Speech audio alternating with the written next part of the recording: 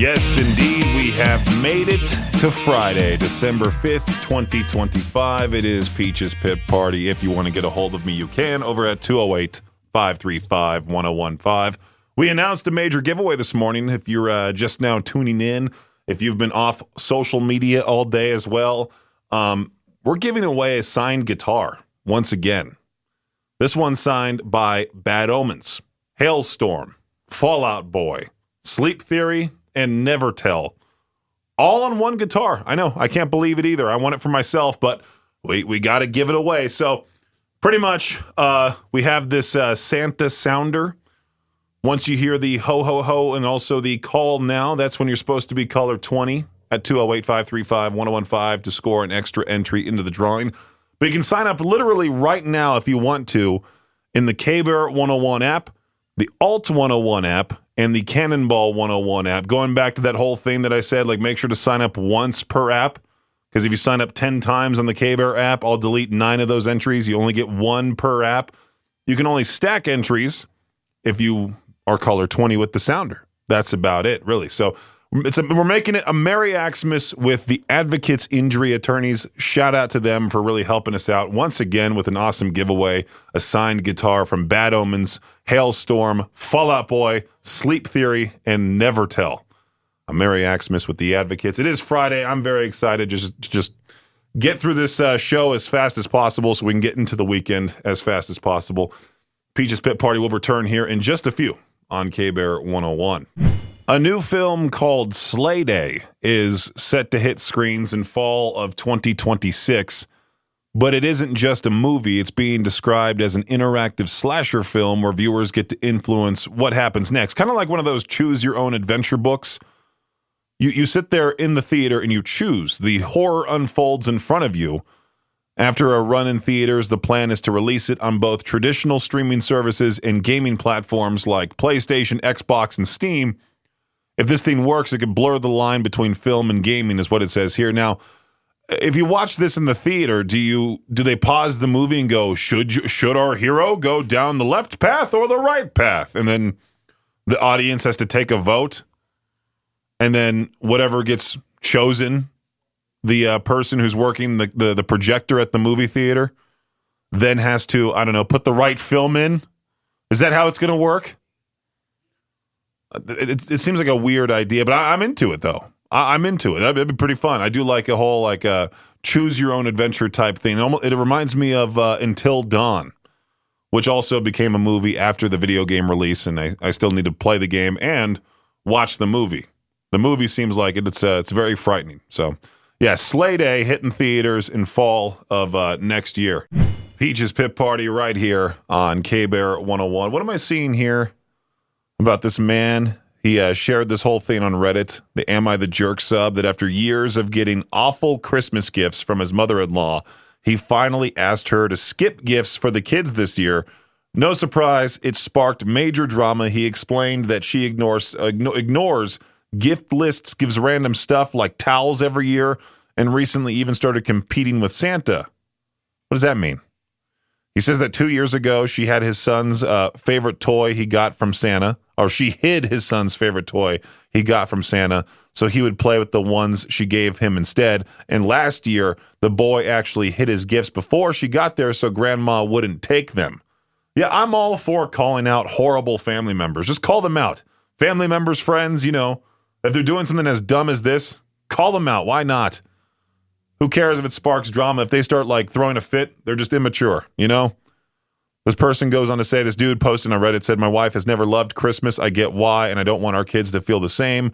Our daughter is too young to be affected, but it's clearly already getting to our son. We don't want to cut the mother-in-law, father-in-law out of Christmas, but want to avoid the issues of mother-in-law and gifts. Yeah, cut her off. Just say, hey, leave us alone. Celebrate Christmas your own way. That's something I would do. He says over Thanksgiving, he and his wife talked to her about it, and she lost it, accusing them of ruining her few Christmases left with her grandkids and threatening not to come to Christmas this year. You'd say good, kick her out. Be like, you're done. Have your few last Christmases with you, yourself, and you. That's it. I think I already talked about this on the show. I like the name for it. Meow One. It's Ozempic for cats.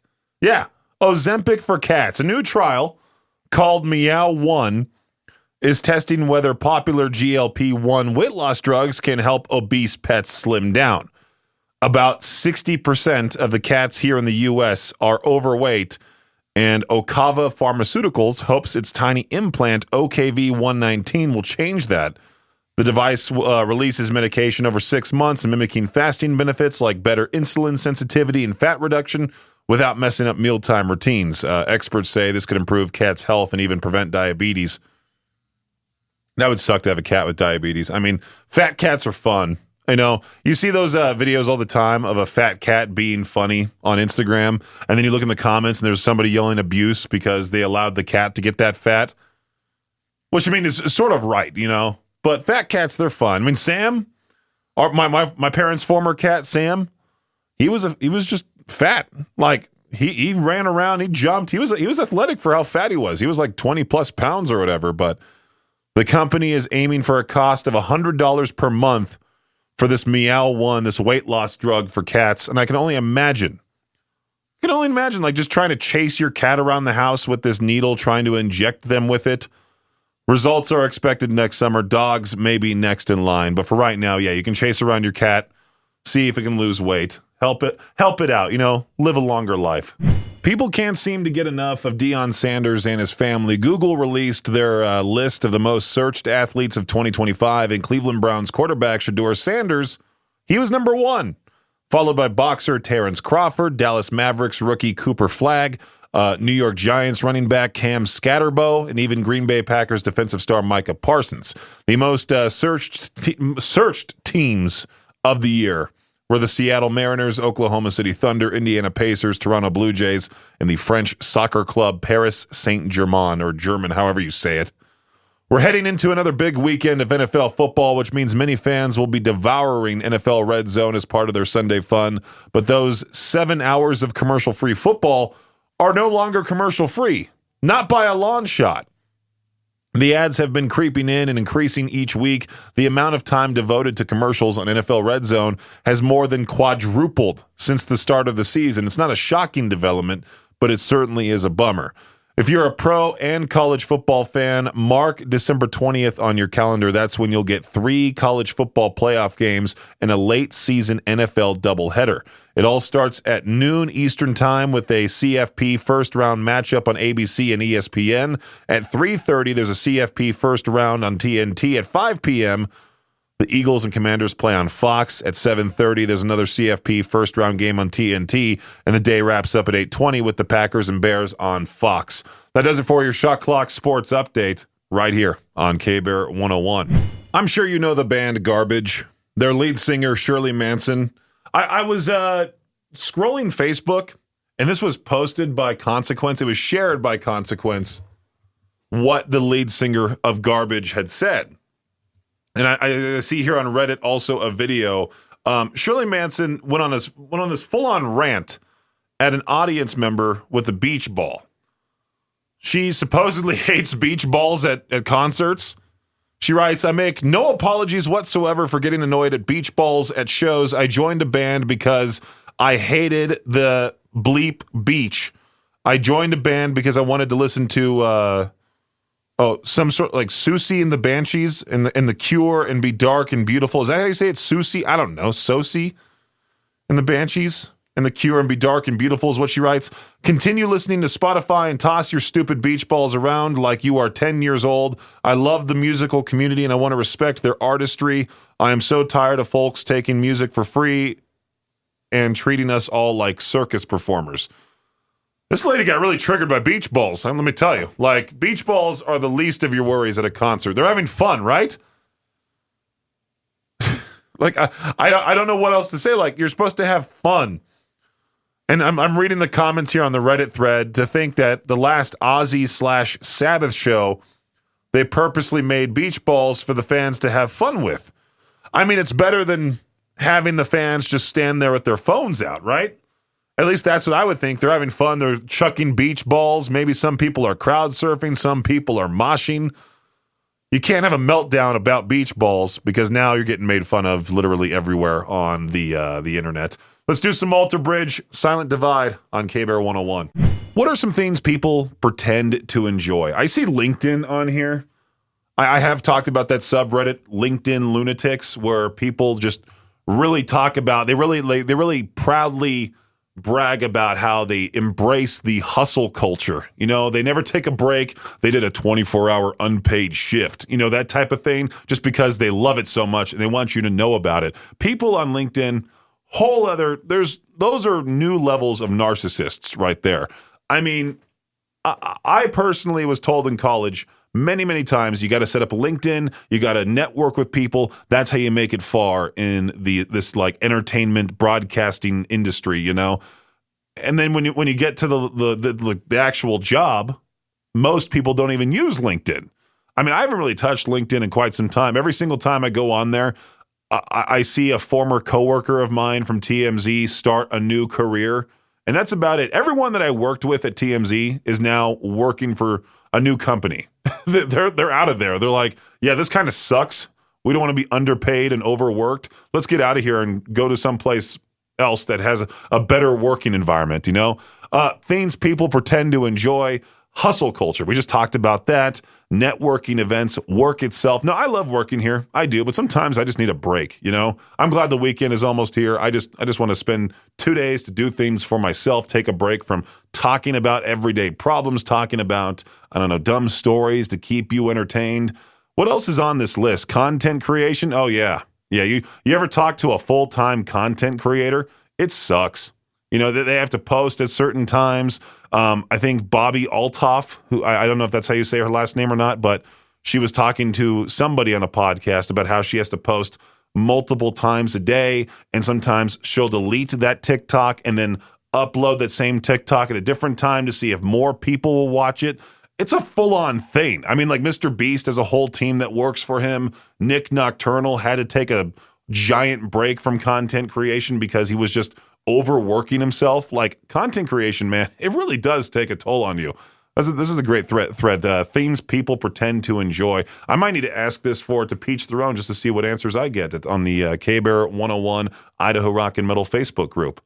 Now, this is a huge deal in Los Angeles. Netflix has prevailed in its bid to buy much of Warner Bros. Discovery, agreeing to pay $72 billion for Warner Bros. Film and Television Studios, HBO Max, and HBO. The two companies announced the blockbuster deal early this morning. The deal would give Netflix such beloved characters as Batman, Harry Potter, Fred Flintstone. The co-CEO of Netflix said in a statement, "Our mission has always been to entertain the world by combining Warner Bros.' incredible library of shows and movies from timeless classics like Casablanca and Citizen Kane to modern favorites like Harry Potter and Friends with our culture-defining titles like Stranger Things and K-pop Demon Hunters and Squid Game. We'll be able to do that even better." Netflix's cash and stock transaction is valued at about $27.75 per Warner Bros. Discovery shares. Wow. I wonder exactly what they're going to do. Because I know a lot of people are very mad about this whole thing. And to think Netflix all started with mail-in DVDs and Hollywood studios saying Netflix isn't a threat to them. Blockbuster deal, which I found hilarious that they worded it like that. Because, you know, didn't Blockbuster have the opportunity to buy Netflix back in the day and they just said, no, that's stupid or something like that?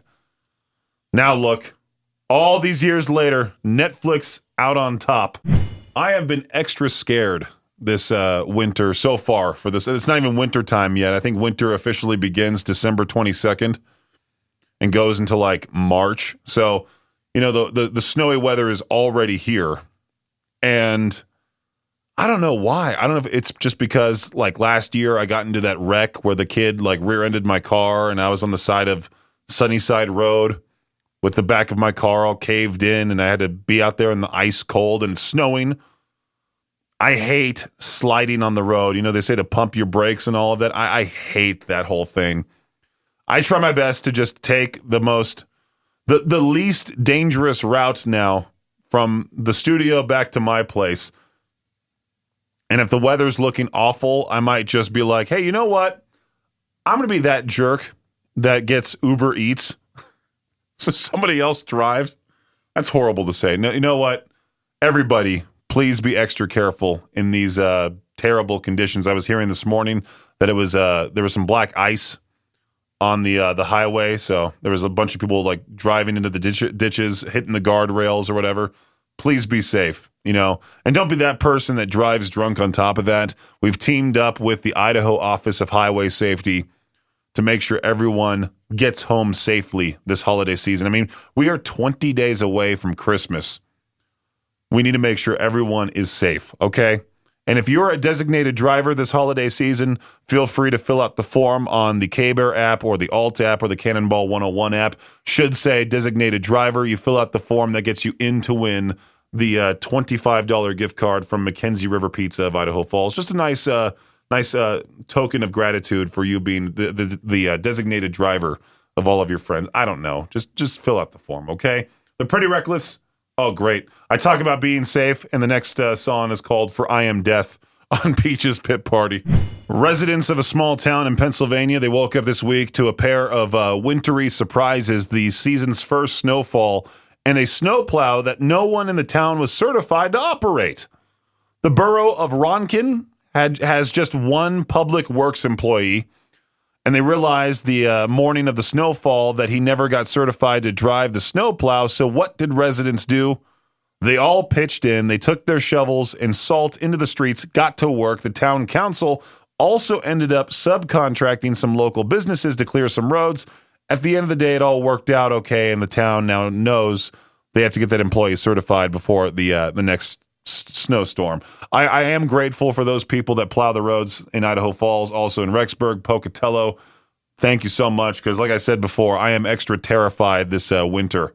I'm extra terrified of just having to pump the brakes, rear-ending someone, getting into another accident. The last accident wasn't even my fault. It just took forever for me to stop at the stoplight. I did stop, and the guy behind me failed to stop, rear-ended my car.